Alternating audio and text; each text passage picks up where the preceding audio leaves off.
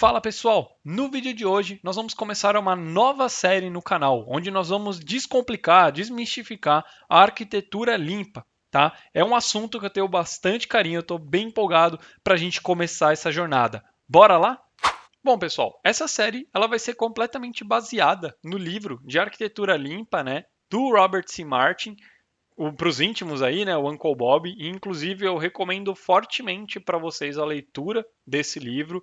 Para mim foi uma mudança de mentalidade ali no desenvolvimento, na arquitetura, quando eu terminei a leitura, né, desse livro, tá? E nós vamos dar, né, os nossos primeiros passos abordando ali a camada de entidades, tá?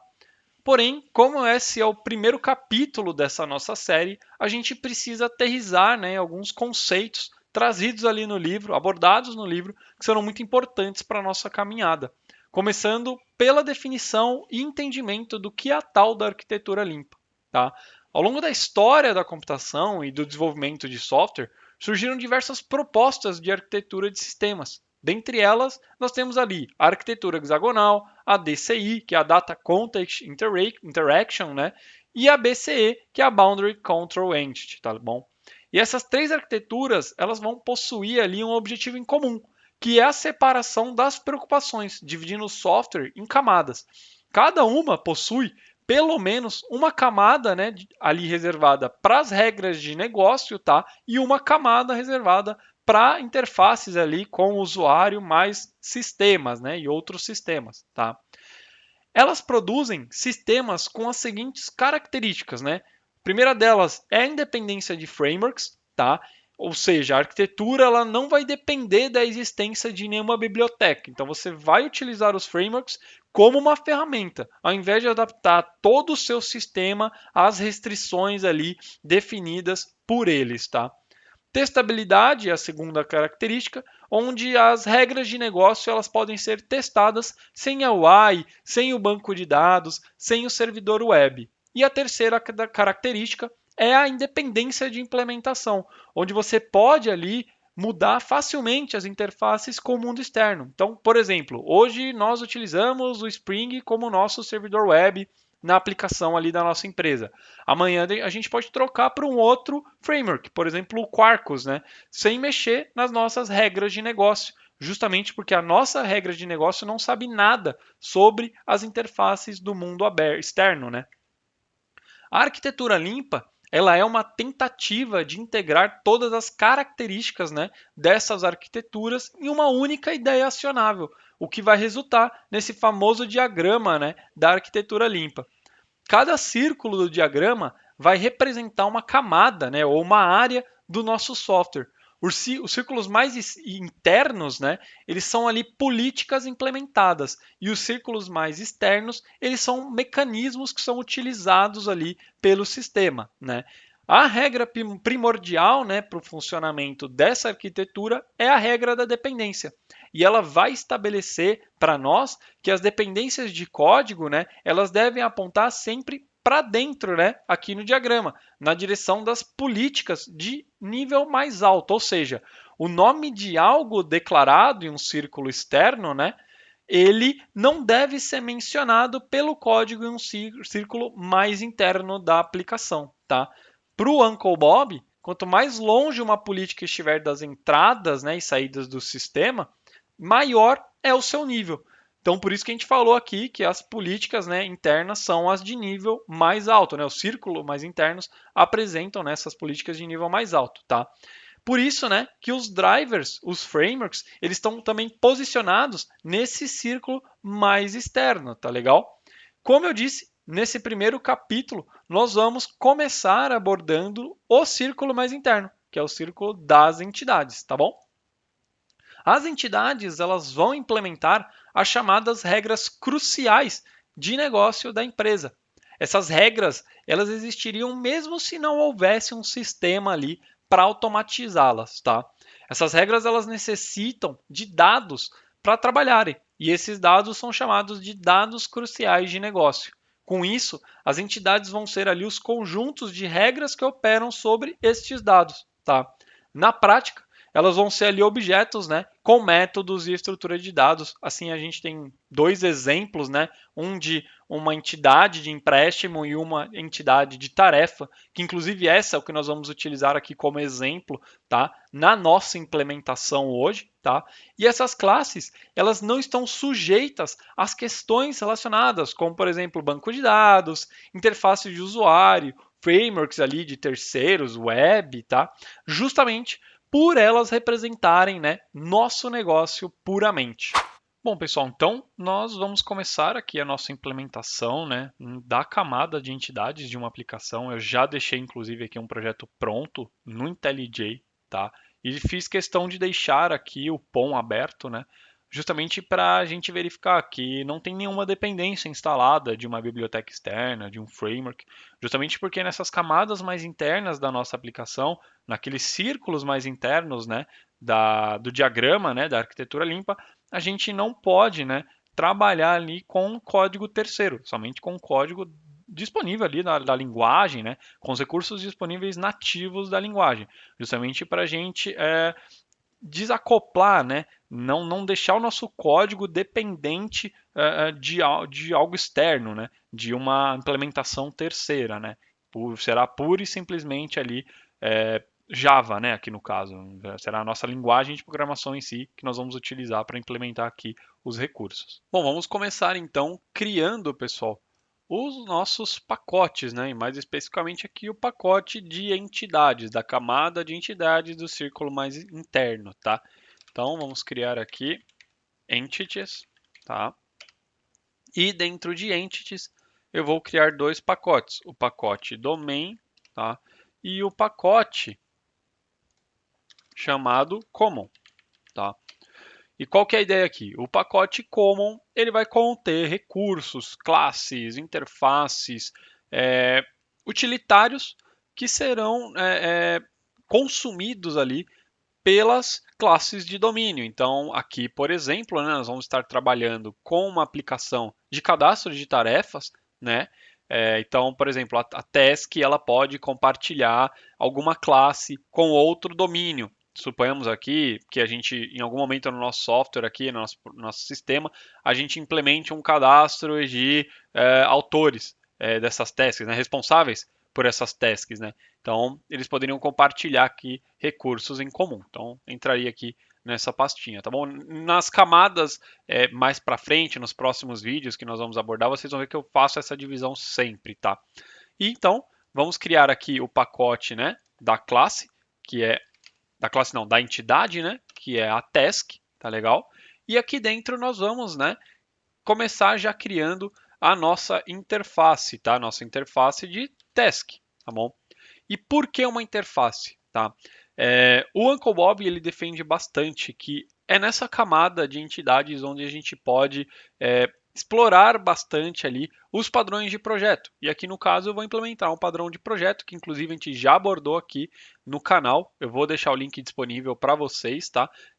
Referente ao Factory Method, tá legal? Então nós vamos implementar aqui nessa camada o Factory Method para a gente garantir que caso futuramente entre outros tipos de tarefas aqui no nosso sistema, seja facilmente adaptável aqui o nosso código e a gente não precise alterar muitos pontos dele, tá legal? Então, vamos lá. Então, a interface de task ela vai ter os seguintes métodos, tá? Vai ter um método aqui que vai retornar um boolean, que vai definir para a gente se o título está válido, tá? Vai ter um outro método aqui também, que também retorna um boolean, tá? E vai verificar se a description, tá? A descrição está válida, tá? Da nossa task, tá legal? O próximo também, se a data de vencimento, tá? Do date valid, tá? Um outro que vai retornar para a gente, né? E aqui a gente entra na parte dos getters and setters, tá? Que vai retornar o título, tá? Outro que vai retornar aqui a descrição, tá? E outro que vai retornar para a gente o do idate, né? Do idate. Eita, peraí. Do idate, tá bom? E outro que vai retornar para... Ah, na verdade aqui não é string, né? Eu vou utilizar aqui o local date, tá bom? Porque eu quero só uma data simples, eu não quero horário aqui no caso somente uma data simples, tá bom? E aí nós vamos ter que criar aqui um boolean, tá? Um boolean não, perdão, um enum, né? Chamado task status, nós já vamos criar aqui na sequência, tá? Nós vamos também ter então esse atributo. Então os atributos são título, descrição, due date e status, tá? E aí nós estamos definindo aqui essa classe, né? Essa interface, na verdade, onde nós definimos quais são os métodos que as classes que implementam essa interface têm que possuir, tem que minimamente atender, tá legal? Então, vamos criar aqui agora o task status, né? Ele vai ser um enum, tá legal? E vamos colocar aqui to do in progress, né? Vamos simplificar bastante e done, tá legal? E aí a gente faz o import aqui. Ah, ele já trouxe para a gente, né? Já está aqui no pacote. Maravilha. Bom, próximo passo para a gente é justamente implementar, né, a classe comum, né? A classe da task comum. Então, vamos chamar aqui de common task. Tá bom? E ela vai justamente implementar a task. Tá legal? Ele já traz aqui para a gente, né, que tem alguns pontos que a gente tem que resolver, que são a implementação ali dos métodos, né, que a gente tem que fazer o override deles, tá legal? Mas antes disso, nós vamos aqui declarar os atributos, né? Então é private string, né? Title, o título primeiro, private string description, né? Tem também o due date, né?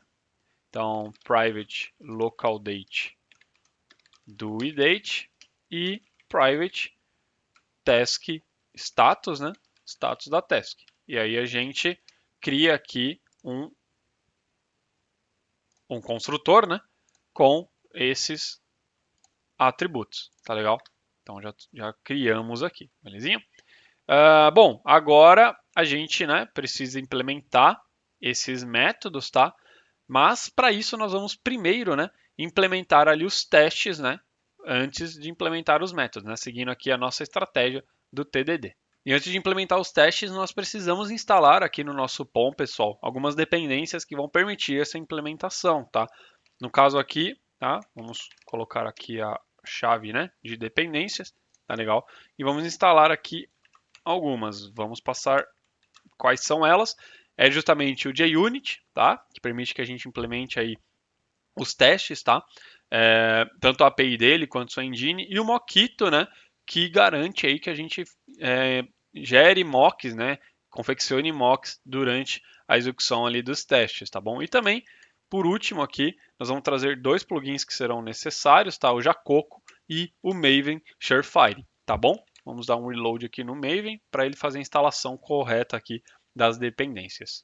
Vamos agora criar aqui o nosso pacote, pessoal, dos testes, né? Então, giraldi.dev.entities.domain.task, tá? E aqui dentro a gente vai criar, né, a nossa classe. Common task, testes, tá legal? Como o foco aqui do vídeo não é a gente explicar a implementação de testes unitários, nada do tipo, eu vou já trazer esses testes prontos aqui para a gente, tá? Para a gente explicar eles, né? E eu acho que a ideia é mostrar, tá, pessoal, para vocês que a arquitetura limpa, uma das características dela, que a gente até mencionou aqui anteriormente, é a testabilidade do nosso código. Então, nós estamos testando, né, as regras cruciais aqui de negócio na camada de entidades, tá? Com simples testes, sem precisar de dependências, sem precisar mocar ali dependências, coisas do tipo, tá? Simplesmente utilizando código Java aqui, tá legal? Então, vamos executar aqui os testes, tá? Eles vão falhar, claro, porque não está implementado lá a nossa classe, né? Então, beleza. Alguns passaram porque eu já estou retornando false por default lá, mas outros não. Então, vamos garantir aqui que todos passem, tá legal? Então, vamos lá. Is title valid should return true. Maravilha, se tá válido, né? E ele tem que retornar, né, falso se for menor que 3 caracteres, tá? Então, vamos já implementar aqui. Return title, né, ponto length, né, maior que 2. Então, tem que garantir aqui que ele é de 3 para cima, tá legal? Vamos executar aqui de novo. Ó. show, passou. E o segundo aqui dele também, ó. Também passou, show de bola. Vamos agora para a descrição, né? Os requisitos aqui pedem, né, que a descrição, né, a validação dela tem que retornar false se ela, né, for menor que 10 caracteres. Então, vamos vir aqui no mesmo, né, princípio, né, e vamos fazer description.length, tá? Description.length maior que 9, tá legal? Já vamos aproveitar aqui no do idate, já vamos dar uma olhadinha, depois a gente executa todos os testes de uma vez, né? Do idate should return true, beleza? Aqui, ó, should return false when do date is a date in past. Então, se for uma data no passado, a gente não pode não pode cadastrar ali, né? Enfim, está inválido a nossa task, tá? Então, vamos implementar aqui, ó, return do date ponto is before, né? E aí vamos colocar aqui local date.now. Maravilha?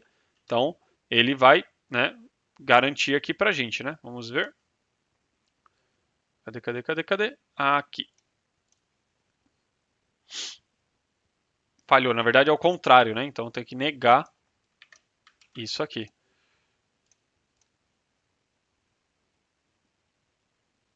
Ó, que maravilha, passou esse, vai ter que passar agora esse aqui também, né? Se for no passado, vai falhar. Perfeito. E agora falta a gente implementar os testes aqui do get, né? Na verdade, os testes já estão implementados, a gente precisa implementar os gets em si, né? Então, aqui é o get title, ele vai retornar o title, né? Aqui é o description, ele vai retornar o description. Aqui é o do date, né? Retorna do date aqui o status. Perfeito? Então, salvar. E agora a gente vem aqui nos nossos testes, tá? E executa todos eles. Vou até executar aqui, inclusive, com cobertura de testes. E olha que maravilha. A gente está garantido aqui 100%, né, de cobertura da nossa entidade. Agora nós precisamos implementar, né, a nossa fábrica, né, de tarefas. Tanto a fábrica de uma tarefa, né, geral, né, uma tarefa seguindo aqui a nossa interface de tarefas, né, como uma tarefa comum, né, uma common task, que é como a gente nomeou aqui, né, mas que ela implementa ali a fábrica desse tipo de tarefa em específico, né? Então, vamos criar aqui, né, uma classe, vai chamar Task Factory, tá? E, né, ela vai ser uma classe abstrata, tá legal? Justamente que ela vai definir aqui os métodos, né, a serem criados, tá bom? Então, public abstract, né? Ela define o método, mas ela não implementa o método aqui, né? Ela vai retornar uma task, tá? E a gente põe aqui um método chamado create. E o que ele vai receber? Vai receber o título, né? Que vai ser do tipo string, a descrição, tá? O due date, né? A data de vencimento, due date, e o status, né? Vai ser task status, tá legal? E aí agora a gente efetivamente vai implementar, né, a factory da common task, tá? Então, common task factory, tá? Que ela vai justamente, né, estender ali a task factory, tá legal? E aí ela tem que, né, implementar aqui, vamos já utilizar o que o IntelliJ a nosso favor, ela já tem que implementar então aqui, né, o método create, tá? E o que ela vai retornar? Ela vai retornar uma common task. Se a gente tivesse um outro tipo de task, ele iria retornar esse outro tipo de task, né? Essa factory dedicada ali dele, tá legal? Então vai receber o title, né? O description, o due date, tá? E o status. Perfeito? Bom, pessoal, finalizamos aqui a implementação da camada de entidades da nossa aplicação, implementando ali as regras cruciais, né, voltadas ali para a entidade, as regras de negócio aplicadas ali pelas nossas entidades, no caso aqui a entidade de tarefas, tá legal? No próximo vídeo nós vamos abordar ali a implementação da camada de aplicação do nosso sistema, né, e trazendo ali os casos de uso, né, sendo implementados ali nessa camada os casos de uso.